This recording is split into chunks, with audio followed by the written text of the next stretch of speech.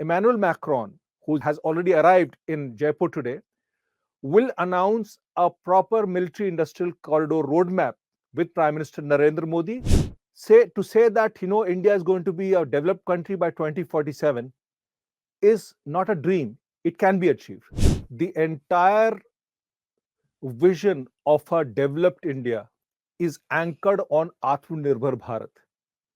There is a definitive plan to have a military industrial corridor, military industrial uh, plan set up all over India. It is for the the defense ministry or the bureaucracy to open up the sector without any prejudice towards the private side. You cannot sort of have a suspicion towards the private sector. After the glorious Pran Pratishthan at the Ram Mandir in Ayodhya, it is very evident that the Prime Minister and his party are at a pole position as far as the election goes. Definitely, what I know is that the public will gather behind the Prime Minister and the BJP, considering that the opposition is right now in total disarray, with the India alliance falling apart. With a stronger mandate, the PM is expected to take very tough decisions to ensure that what he has told the public or what he has committed to the public, he will definitely complete.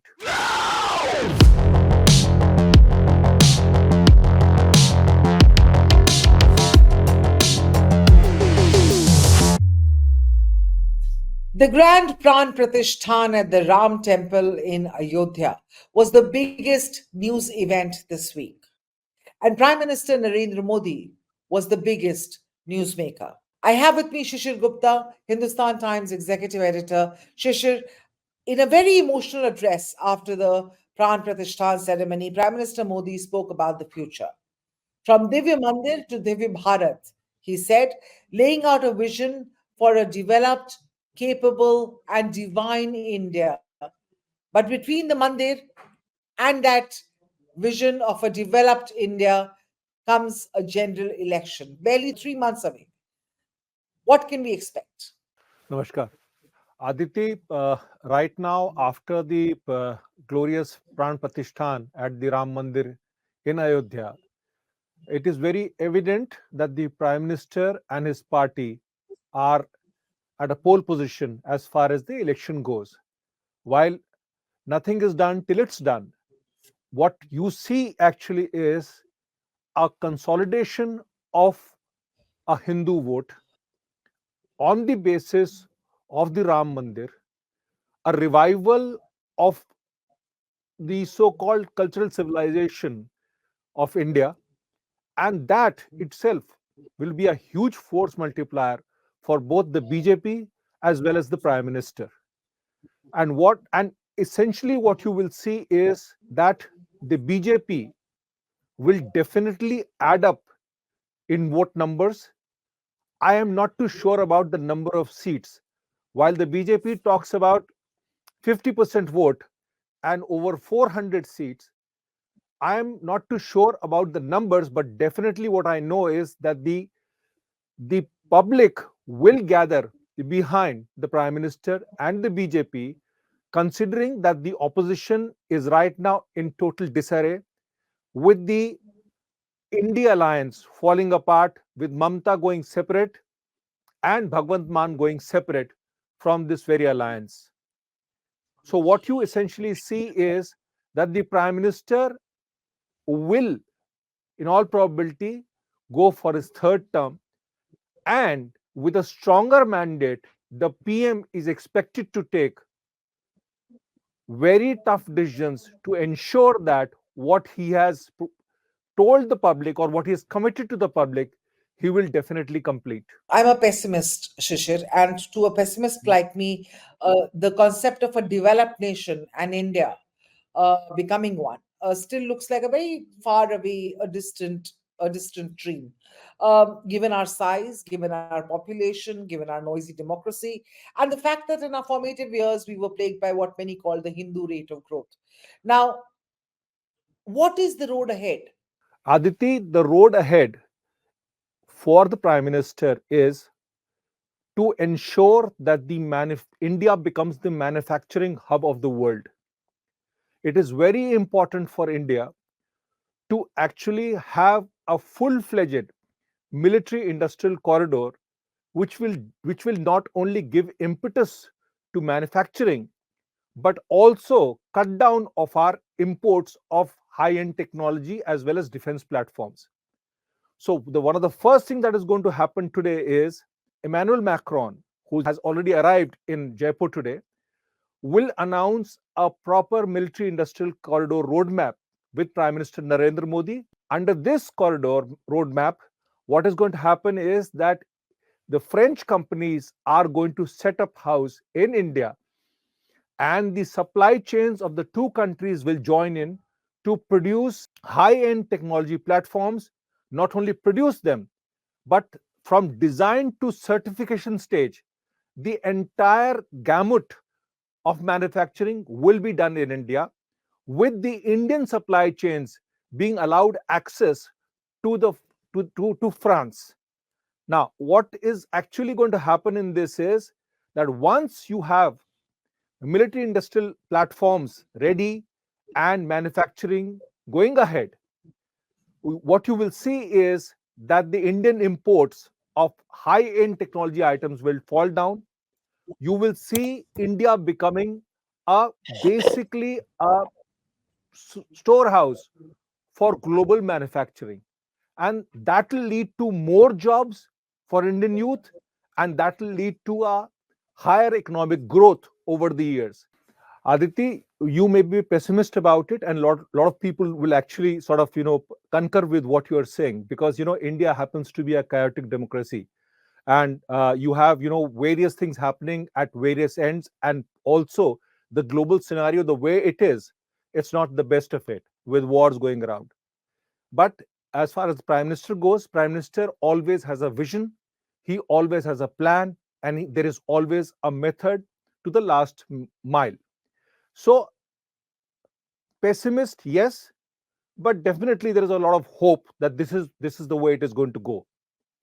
And to say that India is going to be a developed country by 2047 is not a dream. It can be achieved, definitely so, under the current circumstances and the current leadership. You said Macron coming here and this whole defense manufacturing push that's going to come from that end. Do you think Atmanirbhar Bharat is the big leg that this developed India must stand on? Is manufacturing the way forward? Because there was a conversation at some point that services was the way forward. The entire vision of a developed India is anchored on Atmanirbhar Bharat. There is a definitive plan to have a military industrial corridor, military industrial uh, plan set up all over India. Now, the key to all this is one thing that the Prime Minister has to focus upon, and that is the bureaucracy of India. What he needs to do is he needs to decolonize the mindset of Indian bureaucracy, which essentially is always on a compulsive contrarian mode. Now, it is for the bureaucracy to implement the vision of the Prime Minister. And this is not going to be an easy job for the Prime Minister, because the Indian bureaucracy is operates in its own ways, in its own ideas. It is a bureaucracy which is more process driven, not a bureaucracy which is result driven. So it is for him to actually get the bureaucracy together to implement what he has planned for India. You must understand that even now, whether it is defense acquisition, whether it is manufacturing, whether it is even simple things like uh, waste removal, or remove or stubble burning, you haven't seen the bureaucracy actually perform to the level it should be performing. Let me tell you, Aditi, that as far as the military industrial corridor goes, this cannot function if the bureaucracy comes up with different solutions in different ways. The entire bureaucracy has actually got to work together to bring in this vision, to work this vision and implement it. Currently, what you have is you have absolutely top class political leadership, but what you need together, what you need, the synergy required is with the bureaucracy of India. And that is the only way that So, India will become a developed country. so would you consider or would you peg bureaucracy as the biggest hurdle or the biggest challenge in the way to developed India? What are the other challenges apart from the bureaucracy? It's not only the bureaucracy, it is the private sector that also has to come up to the entire thing.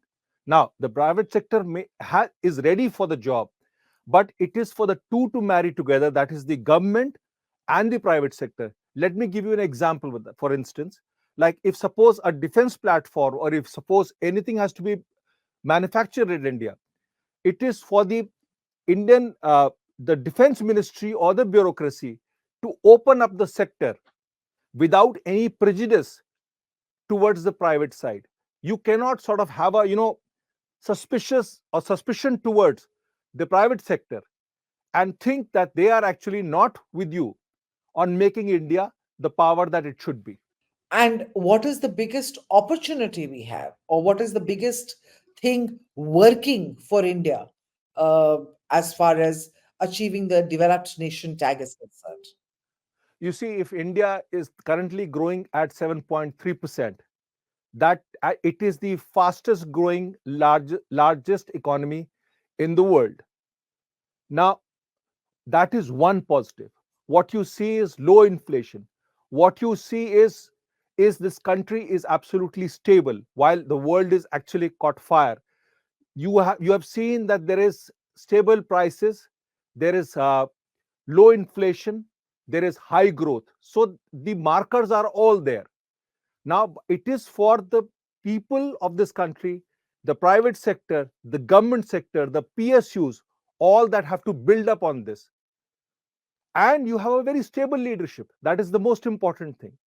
So what you see is that the government is strong enough to handle it. It is for the bureaucracy and the private sector and the public to actually join hands to see what actually a developed country, a developed India, a India which is Atmanirbhar Bharat comes out in 2047. Thank you so much for that perspective, Shishir. So, the road from Divya Mandir to Divya Bharat, the biggest hurdle, as we just heard from Shishir, standing in the way is the bureaucracy, which needs to get its act together to kind of achieve that vision laid out by the leadership of India.